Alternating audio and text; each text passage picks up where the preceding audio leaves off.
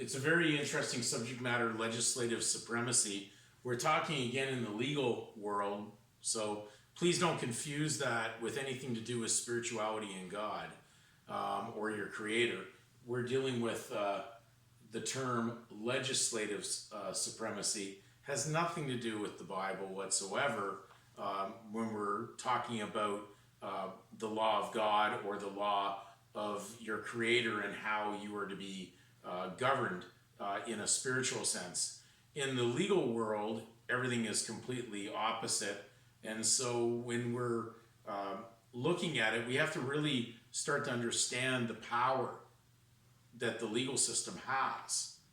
And so many people are very upset right now in the current situation dealing with medical enforcement on what is considered to be the jab, and do they really have the ability to enforce what they're trying to do with the general population? And we're just trying to get to the bottom of the facts. We're not trying to get into debates. There's going to be factual evidence that we're going through here that will examine how far does the state, the legal state, have. And I always have to ask people, do they really believe they were born into a legal state? Did they not understand a lot of the videos that we had prior to this that would fully explain that the legal citizenship world is based on duties, debts, and obligations, and therefore no child could ever be born into something like that because a child could not enter into a legal contract. It is something that has to be understood in order to go forward with what we're about to read. So people get very upset when they enter into active activity with the legal realm, and therefore they start to question and attack what is something, a framework of something that they were never in control of, nor did they write the rules regarding. So when we're talking about legislative supremacy, we have to understand that this is the state. The state in a legal sense is God, and therefore it controls all those that are under its governance. Now, when we're talking about supremacy of God, spiritual, it actually has the ultimate supremacy, of course. But when we're talking about legal, you've removed yourself from the supremacy of God and entered into something that is contrary, and therefore there are ramifications for doing such an act. And so when we go into a court case that was dealing with a company or a corporation that was complaining that the state had basically entered into a contract with a private corporation, and the corporation itself felt that it was getting basically what we would call in slang the crap end of the contract, and therefore they were not being dealt with what they considered to be in a moral or prudent manner by the state. A Supreme Court justice in Canada made a comment on this, and we're reading out of basically a bulletin from the Fraser Research Institute, and it was entitled "Canceling Contracts: The Power of Governments to Unilaterally Alter Agreements." And it is a good article, and if you're able to pull it up online, it's got a lot of really good facts so that you can understand the viewpoint that's going on when you join the legal realm and when you're involved in that sandbox. So therefore, there should be no misunderstanding when you're being told the rules that go with joining something that is legal, not spiritual. So remember, you're not born legal. You are a spiritual creation of God in physical form, but you have nothing to do with what is legal. We walk into legal and we acquire legal rights based on a participation as a member of a legal realm or a legal association. We in no way have control over those legal rights because those things are, again, they're granted, and be careful what you take for granted. So In this case that was mentioned in this article, the unique statement should be well taken into consideration.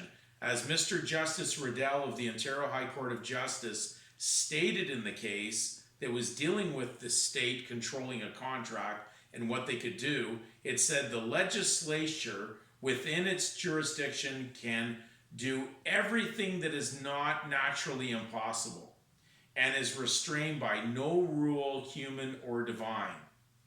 If it be that the plaintiffs acquired any rights, they're talking about legal rights, which I am far from finding, the legislature had the power to take them away. The prohibition, thou shalt not steal, has no legal force upon the sovereign body. So they are clearly telling you that when you enter into the concept of legal, you are not in control, and the legal state and those that write the legislation control that. They have eminent domain to do whatever they please. So if you think you can control the legal realm, then that is why you're very upset right now with finding out that the legal body that you're using, which is that legal surname that is assigned on to all legal participants that must consent to the use of it in order to participate in it and act as surety for it, are therefore under the control of the legal state that can tell them what to do with it. Therefore, it is not your legal body in the construct of operating as a legal member. And that's why it's able to dictate like a dictator and control. So therefore, when we're talking about the monetary commercial world that is operating out there in the legal system, that system is on its own, controlling and running its own rules. You do not have a say. You may think you do, but in no possible way could you tell a club that you have actually only a situation of becoming a member based on a misconception of belief, that you could possibly think you could control that. And therefore we have to be concerned about what we believe and what we're doing when we're operating, because operation in that legal world is based on consent and taking on all the ramification that goes with it. That means duties, debts, and obligations. So whether you like it or not, the rules apply. And therefore, we're going to read one more time this paragraph just so we have this in mind, so we understand how this operates. And it says, as Mr. Justice Riddell of the Ontario High Court of Justice stated, the legislature, right down to this, what we're dealing here, because this is part of the legislature, the statement of birth record, within its jurisdiction can do everything that is not naturally impossible, and it is restrained by no rule, human or divine. If it be that the plaintiffs acquired any rights, that would be referring to you, which I am far from finding, the legislature had the power to take them away. The prohibition, thou shalt not steal, has no legal force upon the sovereign body.